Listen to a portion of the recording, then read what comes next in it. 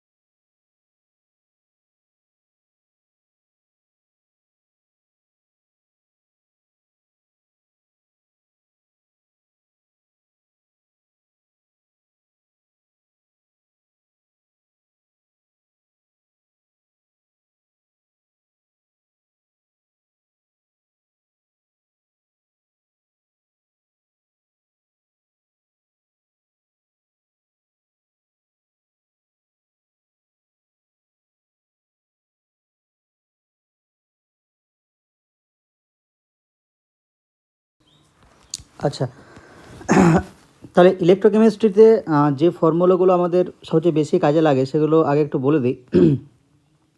দেখো, ওহমের সূত্র থেকে যে ফর্মুলাটা প্রথমে পাওয়া যায় যে ভি সমান আইআর।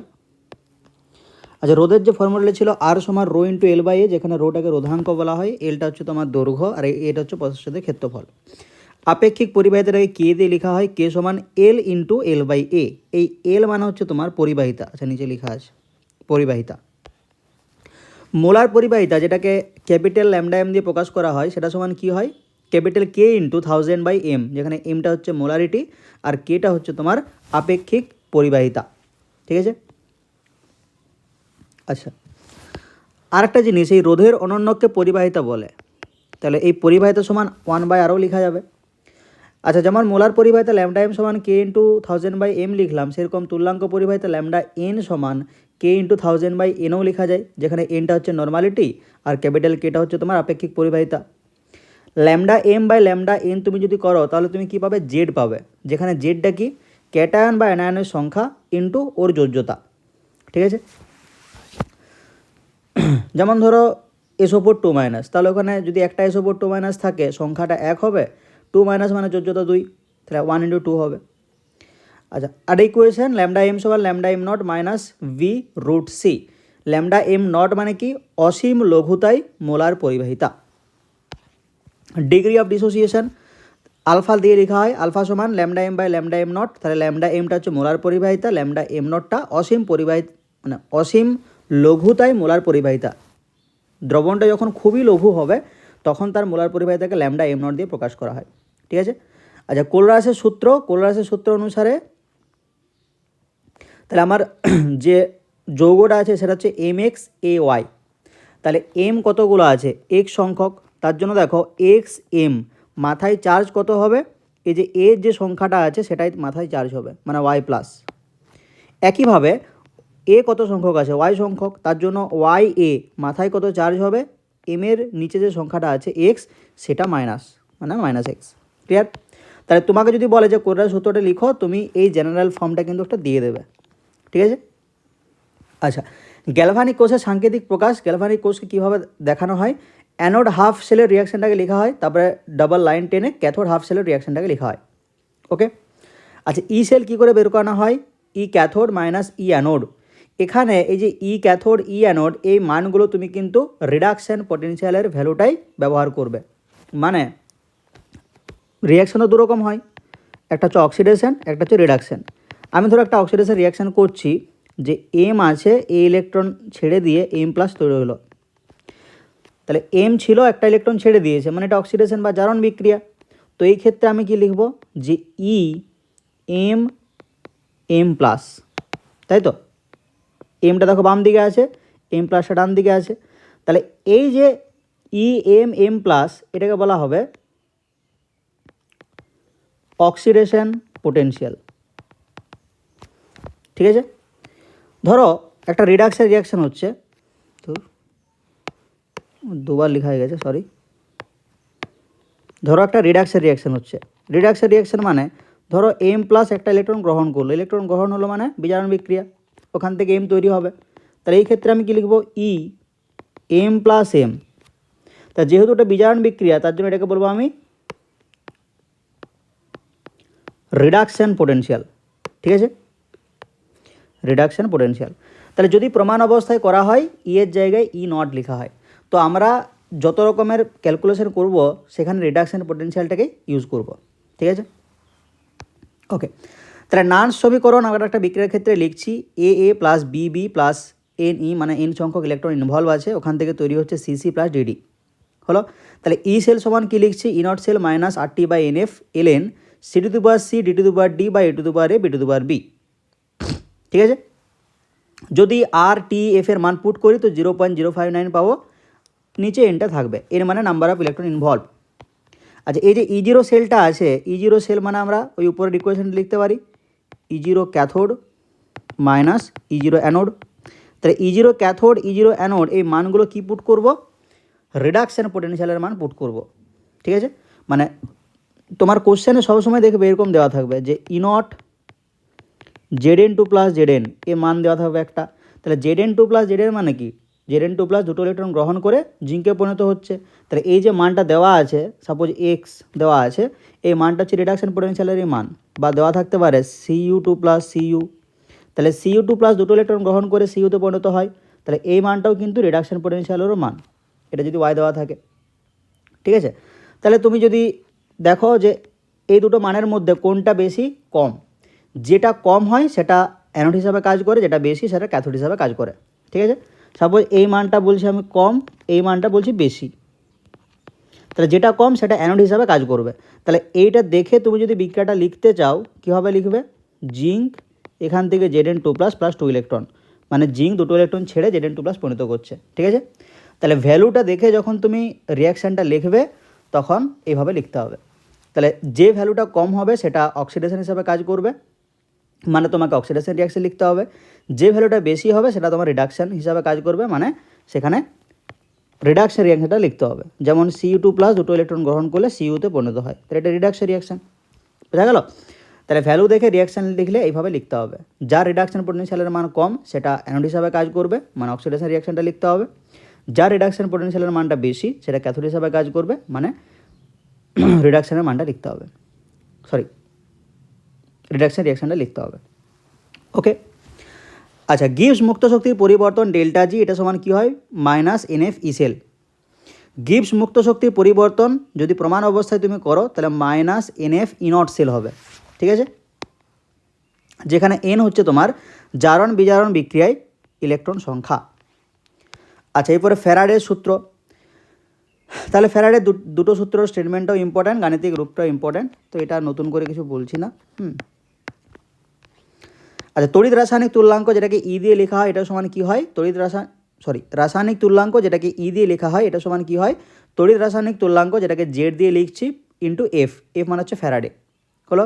আরেকটা ইকুয়েশন এল এন কে সমান E not cell into N F by R T, যেখানে কেটাকে বলা হয় সাম্য ধ্রুবক। লাস্ট রিয়াকশান ডাব্লিউ সমান এন এফ ই সেল, আর ডাব্লিউ সমান হচ্ছে মাইনাস ডেল্টা জি, ঠিক আছে।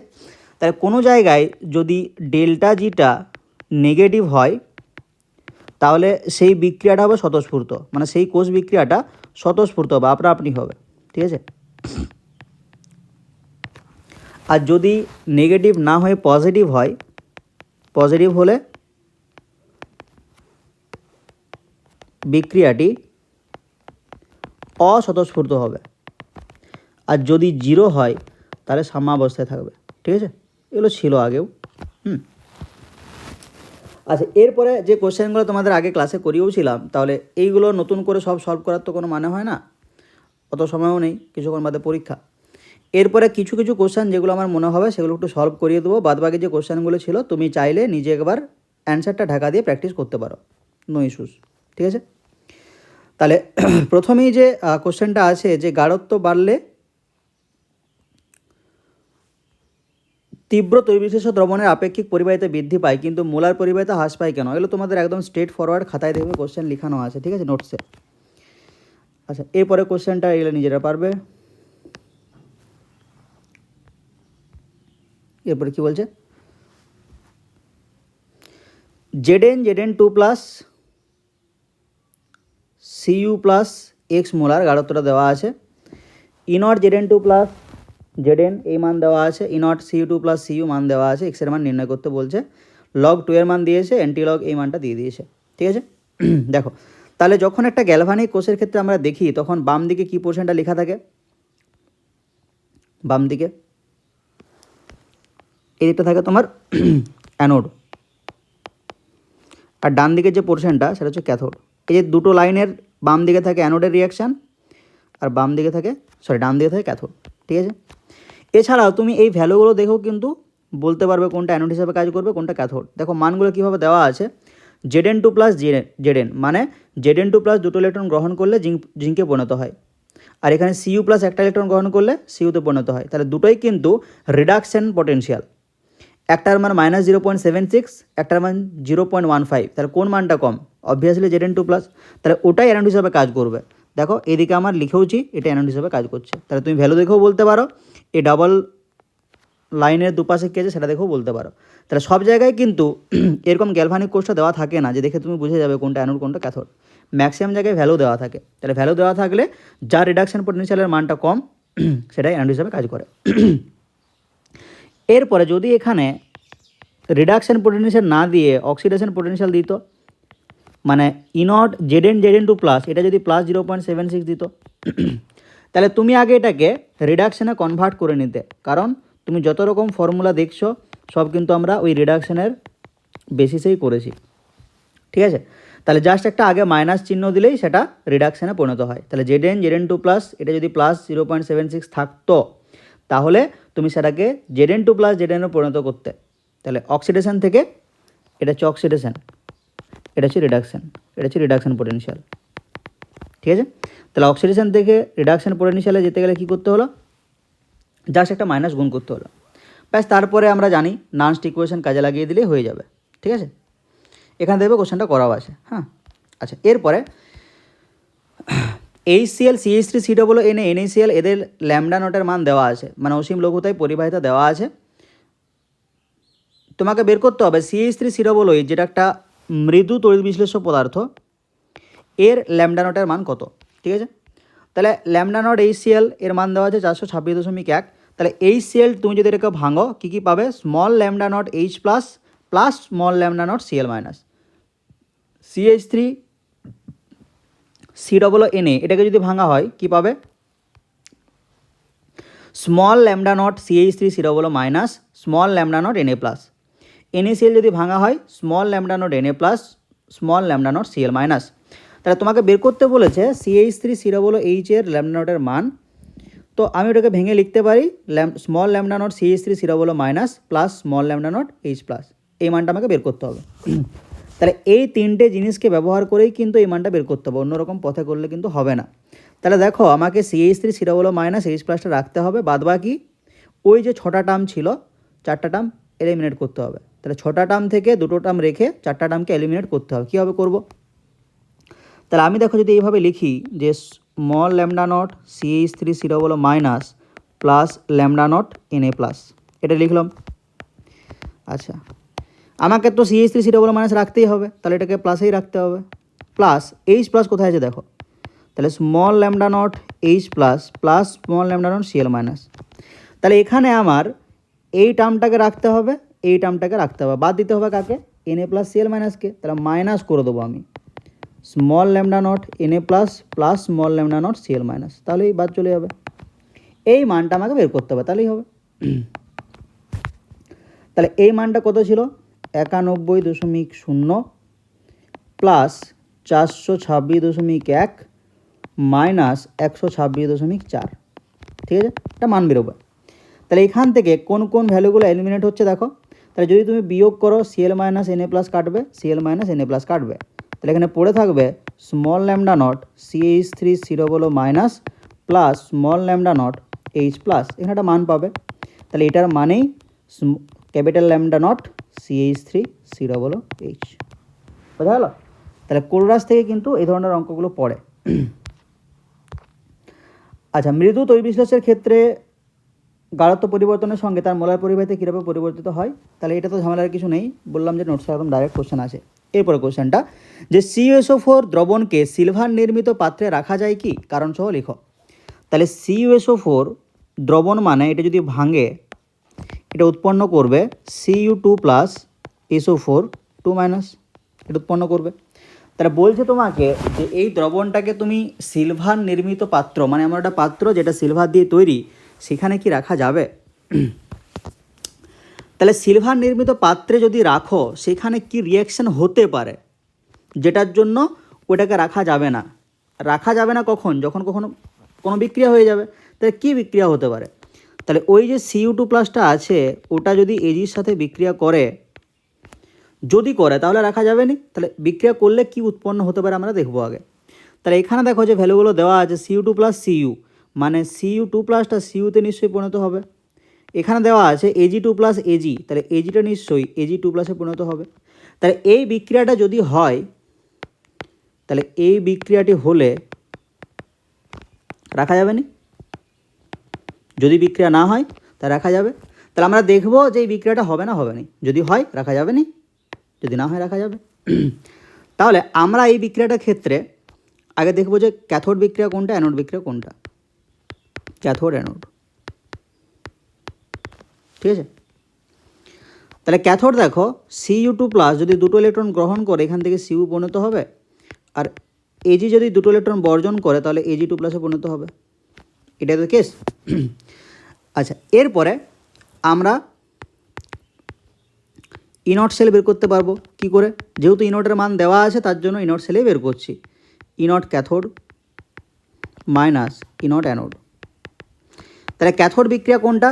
যেটা কপার সংক্রান্ত আছে। দেখো মানগুলো কিন্তু সব রিডাকশন পোটেনশিয়াল। কপার 2 প্লাস দুটো ইলেকট্রন গ্রহণ করলে কপারে পরিণত হবে, তাহলে এই ভ্যালুটাও রিডাকশন পোটেনশিয়াল। Ag2 প্লাস দুটো ইলেকট্রন গ্রহণ করলে Ag তৈরি হবে, তাহলে এই ভ্যালুটা রিডাকশন পোটেনশিয়াল। তাহলে দুটো রিডাকশানে আছে, আমার কিছু চেঞ্জ করার দরকার নেই। আমি জানি কোনটা ক্যাথোড, ক্যাথোড কোনটা যেখানে কপার আছে, অ্যানোড কোনটা যেখানে Ag আছে। যেহেতু দুটো রিডাকশন পোটেনশিয়াল, ওগুলোকে মাইনাস টাইনাস করার কিছু দরকার নেই, যেমন আছে থাক। তাহলে ক্যাথোডের ভ্যালুটা লিখো যেখানে কপার আছে 0 প্লাস 0.34 মাইনাস অ্যানোডের ভ্যালু কত আছে 0.80, ঠিক আছে। তাহলে যদি ক্যালকুলেশন করা হয় তাহলে এই ভ্যালুটা মোটামুটি নেগেটিভ আসবে নাকি? আমরা কি জানি যে ডেল্টা জি সমান বা ডেল্টা জি নট সমান মাইনাস NF ইনট সেল। তাহলে ইনট সেল যদি নেগেটিভ হয় ওভারঅল ভ্যালুটা কী হবে? পজিটিভ।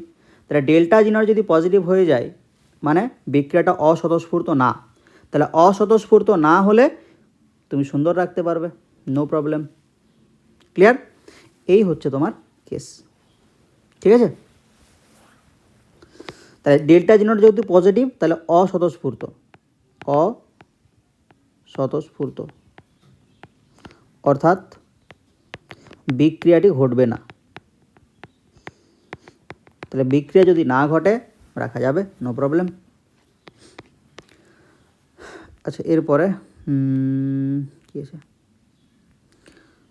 0.20 মোলার আপেক্ষিক পরিবাহিতা দেওয়া আছে এত। আপেক্ষিক পরিবাহিতা মানে ক্যাপিটাল কে দেওয়া আছে, মোলার পরিবাহিতা মানে ল্যামডা এম বের করতে হবে। তাহলে ল্যামডা এম সমান K × 1000/m। কী হচ্ছে আপেক্ষিক পরিবাহিতা, আর এম হচ্ছে তোমার মোলারিটি, হয়ে যাবে। তড়িৎ বিশ্লেষণের প্রথম সূত্র পারবে। আচ্ছা, বিজারণ ধর্মের ঊর্ধ্বক্রমে সাজাও, ঠিক আছে। তাহলে ধাতুগুলার বিজারণ ধর্ম, বিজারণ ধর্ম মানে কি? অন্যকে বিজারিত করে নিজে জারিত হবে। তাহলে নিজে জারিত হওয়া মানে প্রথমটার ক্ষেত্রে জিঙ্কটা সহজেই Zn2+ তৈরি করবে, দ্বিতীয়টার ক্ষেত্রে Cuটা সহজেই Cu2+ তৈরি করবে, তৃতীয়টার ক্ষেত্রে Hgটা সহজেই Hg2+ তৈরি করবে। ক্লিয়ার? এই হচ্ছে কেস। তাহলে বিজারণ ধর্ম মানে কি বললাম? অন্যকে বিজারিত করে নিজে জারিত হবে। হলো। তাহলে জারণ বিক্রিয়া কখন ভালো হয়? যখন ওই রিডাকশান পোটেনশিয়ালের মানটা কম হয়। তাহলে এইভাবেই লিখবে যে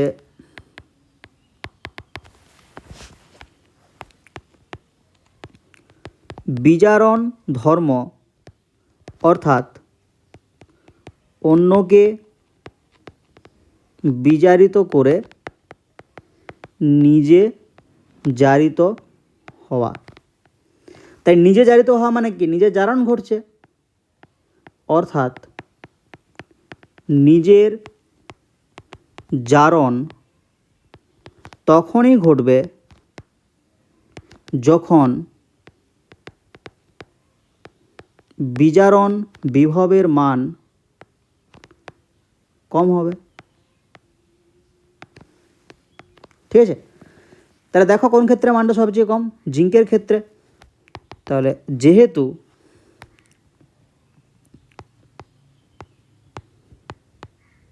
বিজারণ বিভবের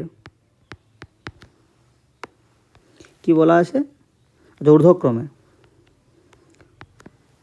যেহেতু বিজারণ বিভবের মানের ক্রম, তাহলে কোন মানটা সবচেয়ে কম? তাহলে -0.76, 75 দিয়েছে, 75 এটা সবচেয়ে কম, তারপরে 0.34, তারপরে 0.79, এতএব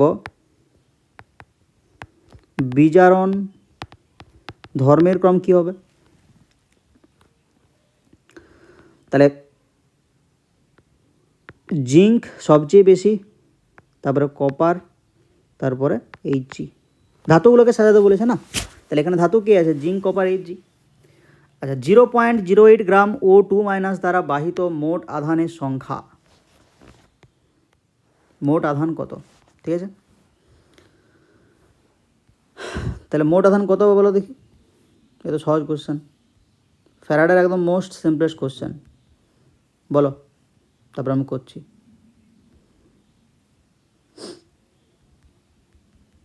ট্রাই করো একবার।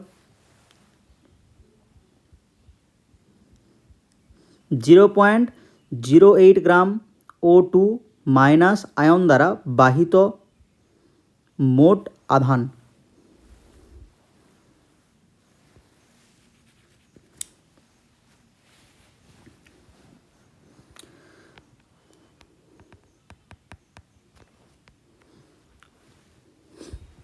ট্রাই করো, ট্রাই করো।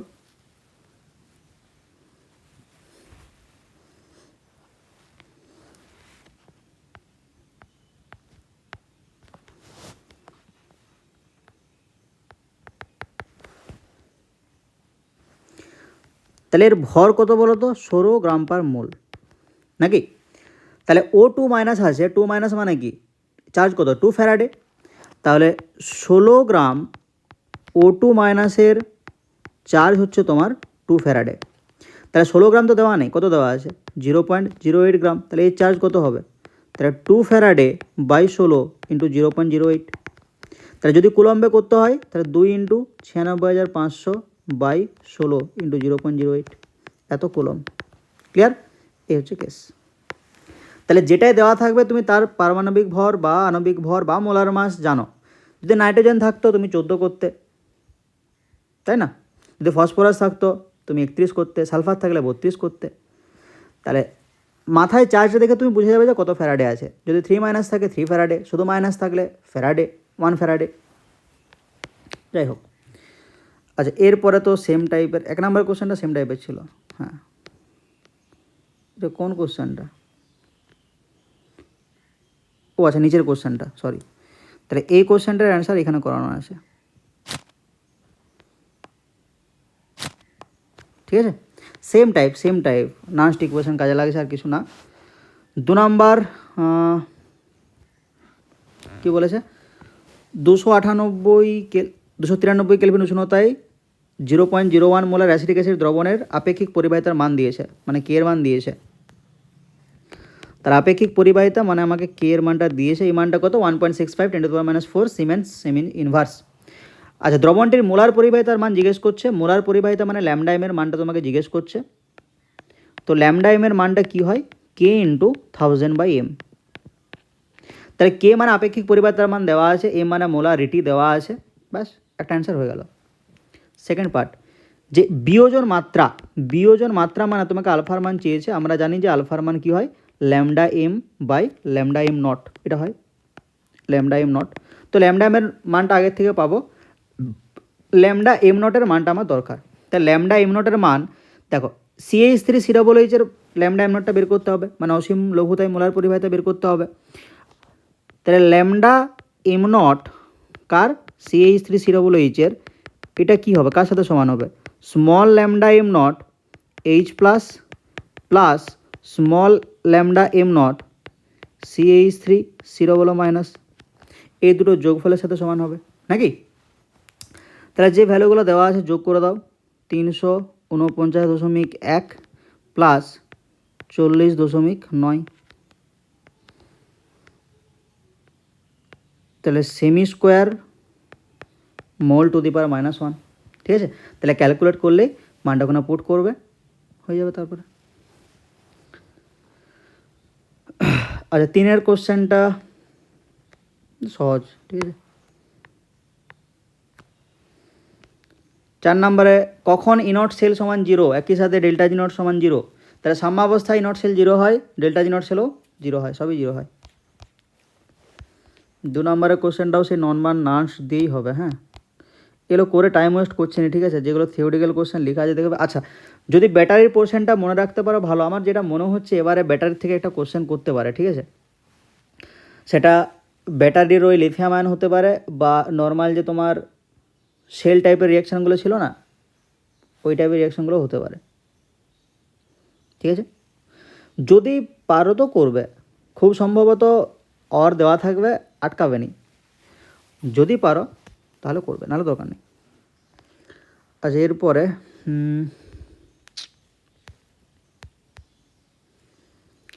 আচ্ছা 1 মোল H2O-কে O2-তে বিজারিত করতে কত পরিমাণ তড়িতের প্রয়োজন। তাহলে যখন জলের তড়িৎ বিশ্লেষণ হয় তার ক্যাথোড অ্যানোডের বিক্রিয়াগুলো লেখানো আছে, ঠিক আছে, মানে লিখে দিয়েছি দেখো। তো জল থেকে দেখো H2 প্লাস হাফ O2 তৈরি হচ্ছে, তোমাকে বলছে যে 1 মোল H2O, তো আমার জলটা 1 মোলেই আছে, নো প্রবলেম। 1 মোল H2O-কে O2-তে বিজারিত করতে কত পরিমাণ তড়িৎ লাগবে। তাহলে 1 মোল H2O-কে O2-তে বিজারিত করতে দেখো ইলেকট্রন কটা ইনভলভ আছে, দুটো।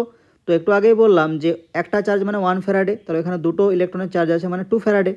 তাহলে এত হবো 2 ফ্যারাডে তড়িতের প্রয়োজন।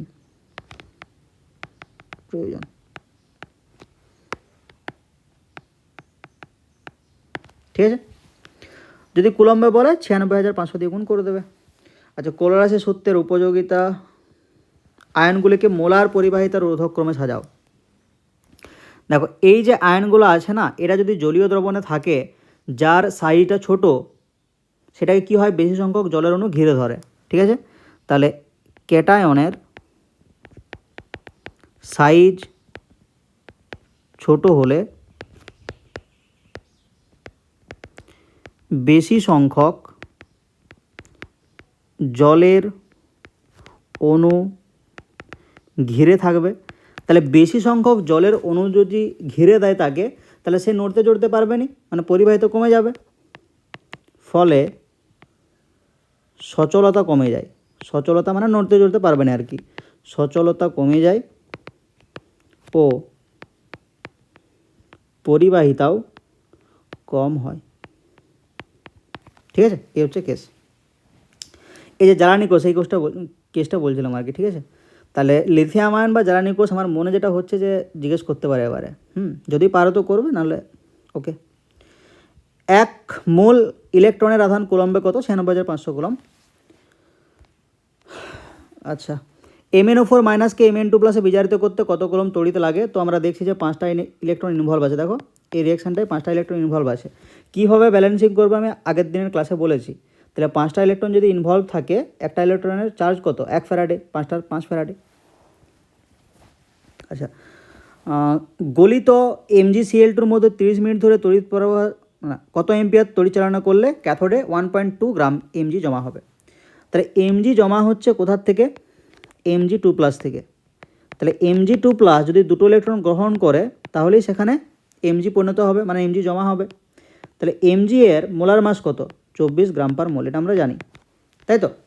তাহলে আমি বলতে পারি যে 24 গ্রাম এমজি জমা হচ্ছে 2 মোল ইলেকট্রন মানে 2 ফ্যারাডে তড়িৎ দ্বারা, তাই তো। আচ্ছা কত তড়িৎ আছে আগে একটু দেখে নিই। তাহলে কিউ সমান আইটি, কিউটা মানে কি তড়িতের পরিমাণ, আই কত বলা আছে, কত তড়িৎ প্রবাহ হচ্ছে। আচ্ছা ওটা আমাকে বের করতে হবে নাকি, তাহলে কিউ সমান আইটি প্রথমে বসানো যাবে না, ঠিক আছে। তাহলে আমি আগে দেখে নিই যে কত তড়িৎ লাগবে। তাহলে 24 গ্রাম এমজি জমা হয় 2 ইন্টু 96,500 কুলম তড়িৎ দ্বারা, তড়িৎ দ্বারা কত বলেছে 1.2, তাহলে 1.2 গ্রাম এমজি জমা হয়, তাহলে 2 ইন্টু 96,500 বাই 24 ইন্টু 1.2, ঠিক আছে। তো যা আসবে আসবে, একটা ভ্যালু আসবে। এরপরে ওই কিউ সমান আইটিটা বসাবো, আমার আয়ের মানটাই চেয়েছিল, তাহলে আই সমান কিউ বাই টি। তাহলে কিউ এর মান যেটা বেরোবে সেটা পুট করবে, টি টাইম দেওয়া আছে ওটাকে সেকেন্ডে বসিয়ে দেবে, ব্যাস। লবণ সেতুর কার্যপ্রণালীগুলো বলা আছে, জাস্ট পড়ে নিতে পারো আর কি, যেমন কিছু লিখতে পারো, ঠিক আছে। এই ধরনের কোশ্চেন তো জেনারেলি জিজ্ঞেস করে না, বাট লিখতে পারো যেমন। আচ্ছা 8 কোশ্চেনটা দেখো, 12.3 গ্রাম নাইট্রোবেঞ্জিনকে অ্যানিলিনে বিজারিত করতে প্রয়োজনীয় তড়িতাধানের পরিমাণ গণনা করো। এই বিক্রিয়ায় তড়িৎ প্রবাহ কার্যকারিতা যদি 50% এবং ব্যবহৃত কোষের বিভব প্রভেদ এত হয় তাহলে কী পরিমাণ তড়িৎ শক্তি ব্যয় হবে, ঠিক আছে। তাহলে রিয়াকশান দেখানো আছে, আমি দেখবে যে ক্যালকুলেশন করে দেখিয়ে দিয়েছি যে প্রয়োজনীয় আধান হচ্ছে তোমার এত, মানে এত পরিমাণ আধান লাগবে। এবারে বলেছে দেখো যে প্রবাহ মাত্রার কার্যকারিতা যদি 50% হয়, তাহলে 50% কার্যকারিতা মানে কি, তুমি যতটা আধান দিচ্ছ তার হাফ পরিমাণ কাজ করছে আর হাফ নষ্ট হয়ে যাচ্ছে। কার্যকারিতা 50% মানে ওটাই বোঝায় যে তুমি যতটা আধান দিচ্ছ তার হাফ কাজ করছে। তাহলে এত আধান যদি প্রয়োজনীয় হয় তাহলে আমি দিচ্ছি কত, আধানের পরিমাণটা কত, আমি কত পরিমাণ আধান দিচ্ছি, নিশ্চয়ই ডবল দিচ্ছি, তার অর্ধেক কাজ করছে। তাহলে 2 ইন্টু ওই আগের মানটা, এত পরিমাণ আধান আমি দিচ্ছি। আমার চেয়েছে কি শক্তি, তাহলে শক্তি মানে আমি কি জানি, কিউ ইন্টু ভি, কিউ মানে আধানের পরিমাণ, তাহলে আধানের পরিমাণ হচ্ছে এটা, ভি মানে ভোল্টেজ, কত দেওয়া আছে 3 ভোল্ট, তাই তো 3 ভোল্ট বলা আছে, তাহলে এটা হচ্ছে আমার শক্তি, ঠিক আছে। আচ্ছা তারপরে 6টা সেম টাইপের কোশ্চেন হলো। তাহলে এই গেল আমার পোর্শন ইলেকট্রোকেমিস্ট্রির। তোমরা শুধু যেগুলো অ্যান্সার করা আছে চাইলে যদি সময় থাকে তো অ্যান্সার ঢাকা দিয়ে ট্রাই করতে পারো একবার, হ্যাঁ।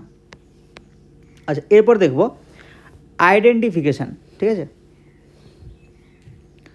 আইডেন্টিফিকেশান টেস্ট সংক্রান্ত বিভিন্ন কোশ্চেন। তো তোমাদের পিডিএফ অনেক কাল আগেই তোমাদের গ্রুপে আমি দিয়ে দিয়েছিলাম, দেখবে। তাহলে ওই পিডিএফ সংক্রান্ত যত আইডেন্টিফিকেশান টেস্ট আছে সেই সংক্রান্ত কিছু কোশ্চেন আমরা দেখব। তাহলে কোশ্চেন তো ওখান থেকেই হবে, সব আইডেন্টিফিকেশান টেস্ট ওখান থেকে লেখা আছে। তাহলে আমি কিছু কোশ্চেন বলছি যে বিভিন্ন পার্থক্য তোমরা কীভাবে করবে। আচ্ছা ধরো HCOOH এর সাথে তোমাকে পার্থক্য করতে হবে HCHO, ঠিক আছে। তাই তুমি যদি স্ট্রাকচার দেখো, এটা হচ্ছে অ্যাসিড, এটা হচ্ছে অ্যালডিহাইড। এরপরে তুমি অ্যালডিহাইডের ক্ষেত্রে ফেলিং টলারেন্স পাওয়া যায়, অ্যাসিডের ক্ষেত্রে ফেলিং টলারেন্স পাওয়া যায় না, এইভাবে কিন্তু আইডেন্টিফিকেশান করতে যাবে না। দেখো এইটা হচ্ছে এর গঠন, অ্যালডিহাইডের গঠন হচ্ছে তোমার এটা ফর্মালডিহাইড। তাহলে এই দুটোতেই কিন্তু CHO গ্রুপ আছে, তাহলে ফেলিং টলারেন্সে কিন্তু এই অ্যাসিডটা অংশগ্রহণ করবে, এই অ্যাসিডটা, অন্য অ্যাসিড অংশগ্রহণ করবে না, ফর্মিক অ্যাসিড কিন্তু অংশগ্রহণ করে, ঠিক আছে। তার জন্য তুমি এটাকে ওই ফেলিং টলারেন্স দিয়ে করতে পারবে না, যে এই ফর্মালডিহাইডটা বিক্রিয়া করবে, এই CHOটা HCOOHটা বিক্রিয়া করবে না, ওটা দিয়ে কিন্তু হবে না। তাহলে কী দিয়ে করবে, তাহলে তুমি ওই NaHCO3 ওইটা দিয়ে করে দেবে, NaHCO3। তাহলে HCOOH এটা বিক্রিয়াটা করবে, তাহলে বিক্রিয়া করলে বিক্রিয়াটা দিয়ে দেবে, বিক্রিয়াটা দেবে, লেখানো আছে। আর HCHO যেহেতু এটা অ্যালডিহাইড, এটা বিক্রিয়া করবে না।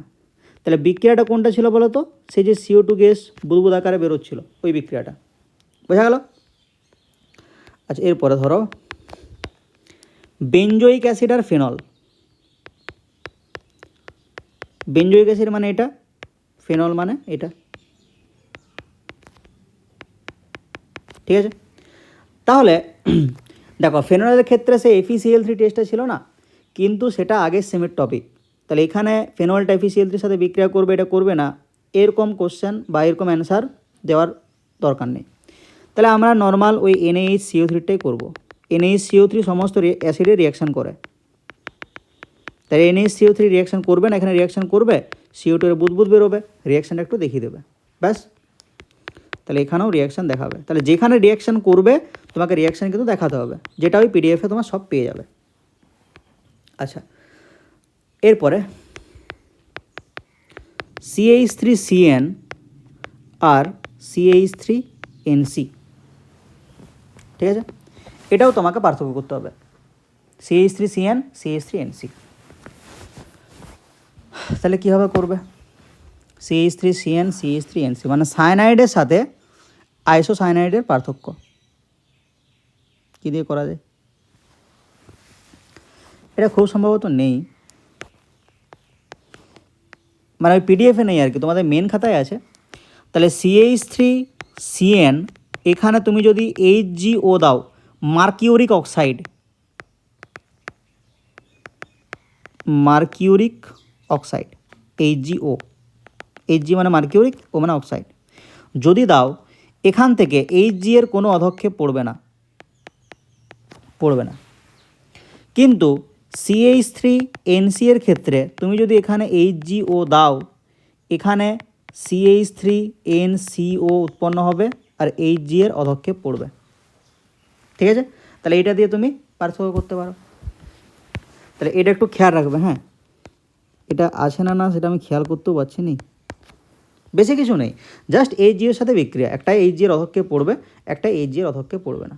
তাহলে রিয়াকশানটা আরামসে মনে রাখা যায় যে CH3NC, তাহলে Hg এর অধক্ষেপ পড়ে গেছে, শুধু ওটা পড়ে আছে, তাহলে NCটা NCO হয়ে যাবে, সিম্পল। আচ্ছা, এরপরে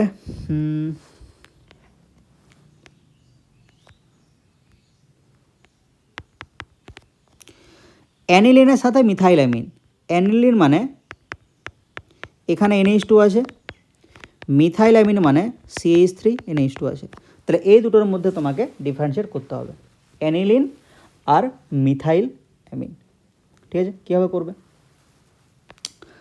তাহলে এই যে অ্যানিলিন আছে, তুমি যদি এখানে, আচ্ছা অ্যানিলিন মিথাইলামিন ডাইরেক্ট কিছু টেস্ট দিয়ে করা যাবে কি? অ্যানিলিন মিথাইলামিন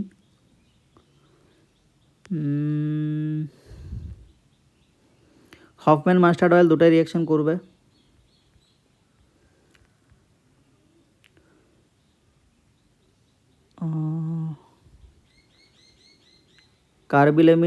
কার্বিলামিন টেক পার্ট করবে, মুলিকেন মুখের দিয়ে হবে না, আচ্ছা ইয়ে দিয়ে করতে পারো, অ্যাজোডাই দিয়ে। তাহলে অ্যাজোডাই মানে তোমাকে আগে একটু বিক্রিয়াটা করিয়ে নিতে হবে আর কি, ঠিক আছে। তাহলে তুমি যদি অ্যানিলিনের মধ্যে Na2HCl দিয়ে দাও, তাহলে এখান থেকে তোমার তৈরি হবে, আর 0 থেকে 5 ডিগ্রি সেন্টিগ্রেড তাপমাত্রা, এখান থেকে তোমার তৈরি হবে N2Cl নাকি। তাহলে N2Cl এখানে তুমি কি দেবে এরপরে? এটা দেবে, ঠিক আছে। তাহলে কি হবে? এখান থেকে রেড কালারের অ্যাজোডাই তৈরি হবে, এই রিয়াকশানটা ছিল। তাহলে এখানের যদি রিয়াকশানটা করতে চাও যে NaNO2HCl, এই রিয়াকশান যদি করতে চাও, এখান থেকে কী উৎপন্ন হবে? অ্যালকোহল উৎপন্ন হবে, CH3OH, এর সাথে নাইট্রোজেন গ্যাস উৎপন্ন হয় আর H2 উৎপন্ন হয়। তো যদি এই রিয়াকশানটা ভুলেও যেতে সমস্যা থাকেনি, তুমি অ্যাজোডাইটা তো লিখতে পারতে। আর এখানে এই যে নাইট্রোজেন গ্যাসটা উৎপন্ন হচ্ছে না, এটা বুদবুদ আকারে বেরো হয়, বুদবুদ আকারে নির্গত হয়, ব্যাস, ঝামেলা মিটে গেল, ঠিক আছে। তাহলে এটা এখান থেকে অ্যাজোডাইড গ্যাসটা দেখিয়ে দেবে, এখানে এই যে নোটটা দিলে N2 গ্যাসটা বেরো হয়, এটা একটু ইম্পর্ট্যান্ট ছিল। আচ্ছা, এরপরে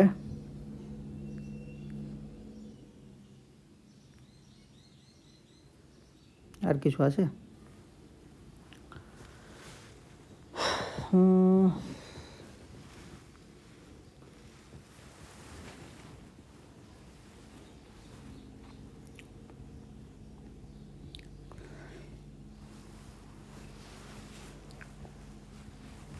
এরপরে পার্থক্য নিরূপণে দেখবে বইয়েও কিছু এক্সাম্পল আছে আর কি, আমি এক্সাম্পল বলছি, রিয়াকশান তো সব করানো আছে, তো এক্সাম্পলগুলো জাস্ট একবার চোখ বুলিয়ে নিতে পারো, ঠিক আছে, জাস্ট এক্সাম্পল, অন্য কিছু না।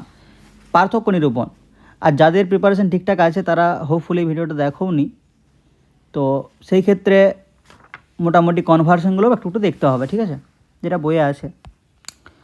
ওকে, ঠিক আছে, তাহলে এইগুলোই ঠিকঠাক করে দেখো, আর যেগুলো পাঠানো আছে ওগুলো একটু দেখো। All the best, thank you.